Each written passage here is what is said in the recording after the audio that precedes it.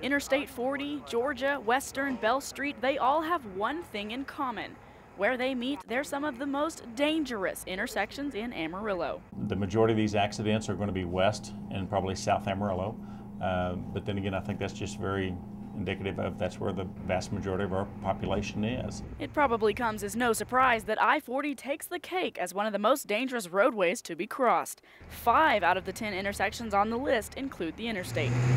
Coulter and Hillside made the list as the second most dangerous. It saw 12 accidents in 2011. You're going to have a few of these where people will have a rear-end collision, but probably the majority of them are going to be red light violations. So for Amarillo's traffic division, it's time to review the list. They look through the list and look at it in terms of what they do, like signs and markings versus signal timing. And then we get back together and just brainstorm what can we do to improve the situation. And possible changes could include adjusting signal lights and timing, but even that may not guarantee fewer accidents. If we're putting delayed reds and longer yellows, that people say, well, I know I've got an extra second, and so that's just going to, eventually it's going to catch up and we're going to be in the same boat we are now. There's not really much we can do.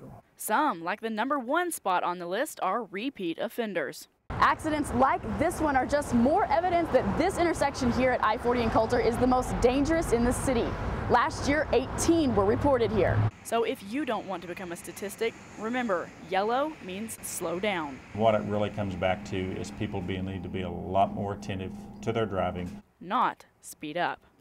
Emily Griffin, Pronews 7.